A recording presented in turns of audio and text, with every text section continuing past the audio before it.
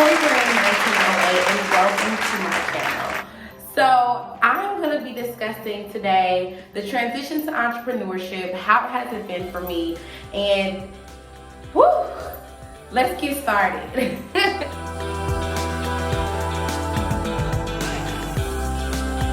So transitioning to entrepreneurship has not been the easiest thing that I've ever done. It's very trying, it's very powerful to say the least, because I would have never thought that me leaving corporate America would start this fire under me that I've been trying to light for forever. And me being laid off the way I was laid off, and the people that I worked with, I respected so very much. It was just so hard to process everything. Like, okay, yes, girl, you just got laid off. What are you gonna do was never a thought for me. I never went into panic. I never went into survival mode. It was more so like, okay, now you can focus on what exactly you need to focus on. So the day that I was laid off, which was May 3rd, 3 weeks ago, literally to this day, I've been just focusing on taking care of my mental state and just transitioning as graceful as possible, because Lord knows this is not an easy process, but you just stay positive and you set goals and you set daily goals to keep your mind in a working mode. You set daily goals so that you can still live up to do everything that you plan on doing, girl, because honey, if I didn't have a planner, if I didn't set goals, if I didn't do exactly what I needed to do every single day, and I'm not saying that every day I get up and I'm just, gone ho, let's get this started. No, I try to wake up every day and I'm like, okay, I gotta do this, I gotta do that. This YouTube video, I have shot in 3 or 4 different times, and you know what, this is gonna be the last one. I'm not gonna be holding on to this content. I wanna put this content out because it could help someone, and that's my whole purpose. I wanna help other people help themselves. So if I gotta be the example, hey babe, let me be the example, okay? So being laid off, it was really traumatic for me because I have been in this corporate space for over 3 years, and I had literally been just trying to work my way up, consistently work my way up. And there's people in positions that you'd be like, how did you even get there? Honey, how did you do it? But then it's like, corporate America is like a large high school or a large college where popularity rules. Okay, and I was very popular, don't get me wrong, I've always been very popular, but in Atlanta specifically for me, it's a larger crab in the barrel situation when you're in corporate, because you have women who have you beat by 15 to 20 years who this is the highest they've been. So it's a dog-eat-dog world, and you have to really respect the game. Like, I'm not mad at my managers, I'm not mad at my supervisor, I'm not mad at anybody, because it's a dog-eat-dog world. And these are women who have reached the heights of their career, and we're working in the same fields. Whereas for me, it's not a passion. For me, it's a job, respectfully. But I was very good at everything that I did, so that I wanted to apply myself in every element. I wanted to apply myself and be as helpful as possible, but then you get discouraged because you're looking up to people who didn't have to work to get where they are. And then you look at yourself like, girl, you are busting your behind every single day coming into this job, and you're not really valued, but you're appreciated because somebody needs to do it. So it became a repetitive thing to where it wasn't fulfilling. I was just there.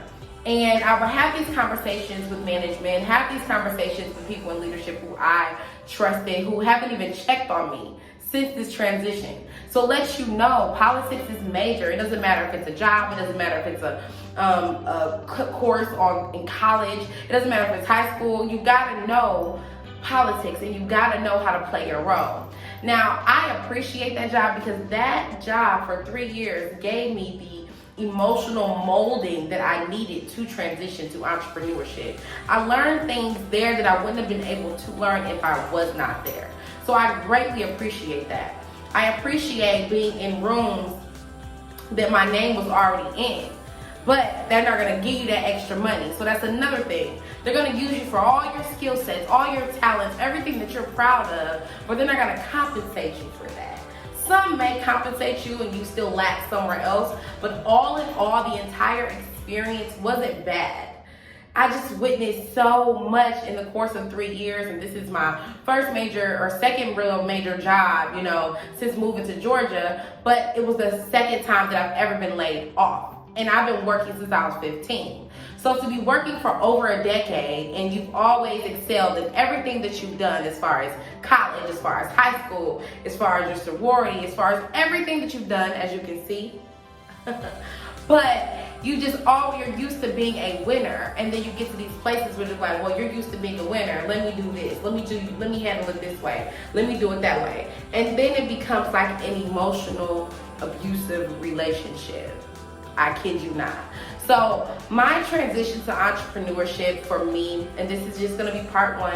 If you guys want part 2, please comment, like, subscribe right now while we're here. Go ahead, I'm gonna give you a minute.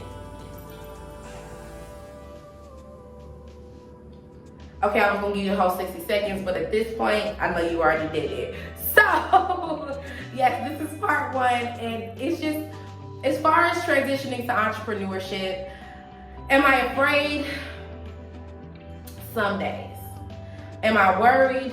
Some days.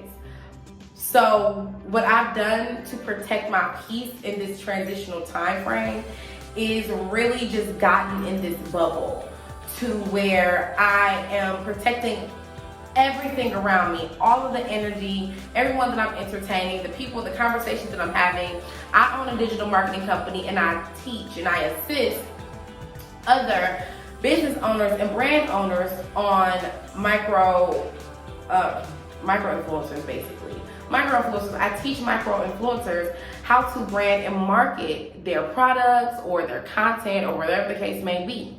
So with me doing this passionately, I have to come from a cup that is full, not empty. So with me really zeroing in on what I need to do in this transitional period, there's still things that I need to do that I have not done in the last 3 weeks because I've just been emotionally not there.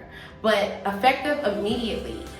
Procrastination is the #1 killer when you're trying to be an entrepreneur, and I've learned that the hard way. It's stuff that I could have been halfway through, or at least done, maybe. I could have been done with if I did not procrastinate because of me living in my head. So what I do is, to feel better, I go ahead and I clean up. That's very therapeutic for me.